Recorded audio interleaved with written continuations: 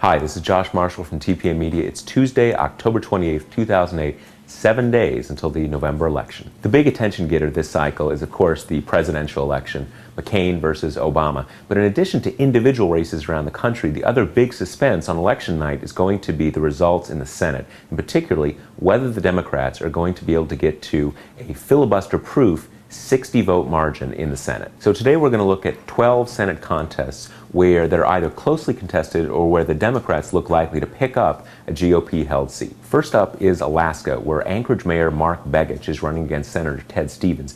Now, Alaska has not sent a Democrat to Capitol Hill since 1974. However, in this race, Begich was able to leap ahead after Stevens was indicted.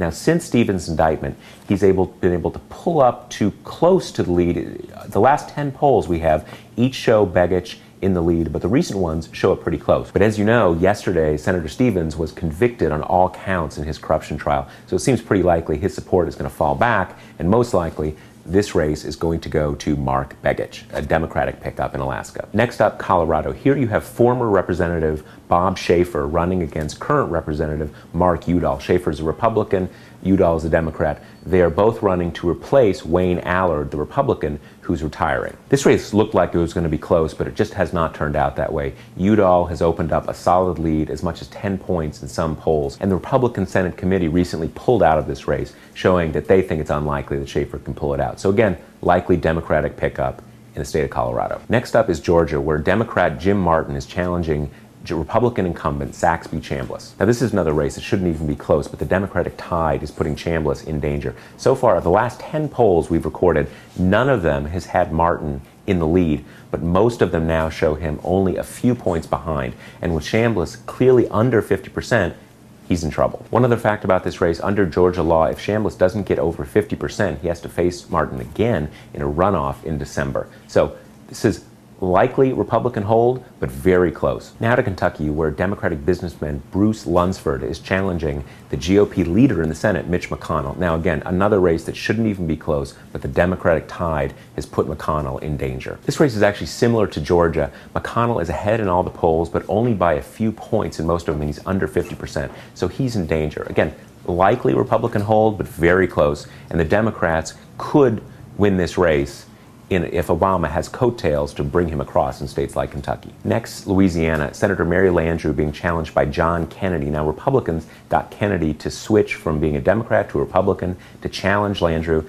It seemed like this was going to be a very tight race. Landrieu's two earlier races were both very close, but it just hasn't panned out. Kennedy's running way behind, so it seems pretty solid as a Democratic hold. Next up is Minnesota, and this is definitely one of the weirdest races of the cycle. Here you have comedian Al Franken, the Democrat, challenging Norm Coleman, the Republican. Now, for a lot of this race, it seemed like Coleman was going to win. He was clearly ahead in the polls, but of late, that's changed, and now Franken probably seems like a narrow favorite to win this race. Now, the calculus here is complicated by the fact that there's a third-party candidate in the race, Dean Barkley, and he seems to be pulling about 15% of the vote, so that could end up throwing it one way or another. Again, very close. Coleman has been hurt by the Democratic tide, a few personal scandals that have come up. This is a very narrow advantage for Franken, so this is going to be one of those races that the Democrats need to pick up if they're going to get to 60. Very slight advantage for Franken to pick this seat up for the Democrats. Next up, Mississippi. This is where Roger Wicker, who's the incumbent senator who was appointed to replace Trent Lott after he resigned, is being challenged by Ronnie Musgrove, former Democratic governor of the state. Again, very similar to the races in Georgia and Kentucky.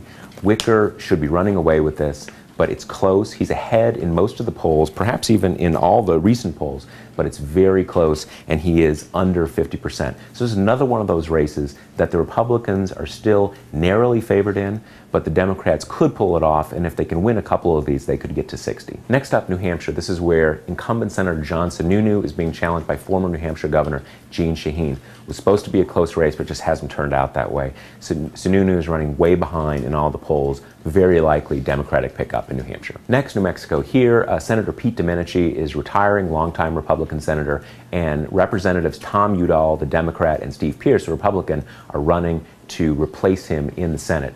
Seemed like it was going to be a close race. Hasn't turned out to be. Udall almost certainly will win this race. That's a pickup for the Democrats in New Mexico. Next up, North Carolina. That's where Senator Elizabeth Dole, one-term senator, is being challenged by Democrat Kay Hagan.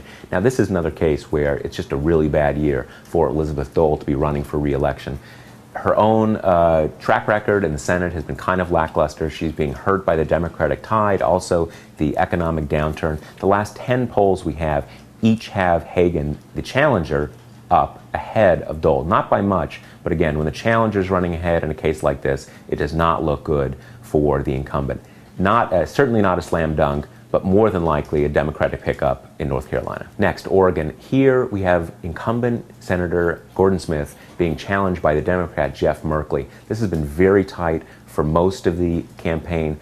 Smith is a relatively moderate Republican. He's tried to seem even more moderate during the campaign. It's still pretty close, but most of the recent polls have had Merkley ahead. Not only is he running ahead, but the most recent polls show him opening up a more substantial lead. So another one of those cases where it's going to be close, but the Democrats are certainly favored in this race, and that would be another pickup for the Democrats in the state of Oregon. Finally, Virginia. Here you have Senator John Warner retiring. Democrat Mark Warner, who's not related, is running against former Virginia Governor Jim Gilmore.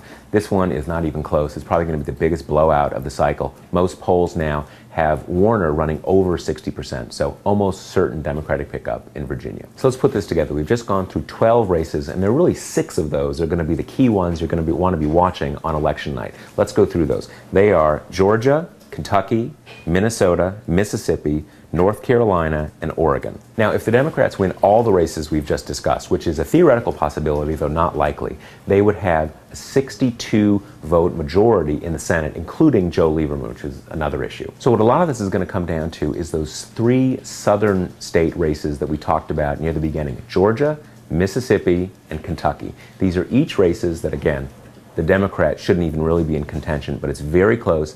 The Republicans are narrowly favored in each, but any of these could go to the Democrats. What has to happen is the Democrats have to win one of those 3 to even make it possible. If they win one of those 3 and Al Franken pulls it out in Minnesota, at that point, if those 2 possibilities come through, at that point it's probably more than likely the Democrats will get that 60-vote margin. Now, as always, if you want to review the polls yourself, you can go to talkingpointsmemo.com, scroll down to our interactive poll tracker map, where you can see the latest polls, not only of the presidential race, but in all of these states in the Senate. I'm Josh Marshall from TPM Media, and we'll talk to you tomorrow.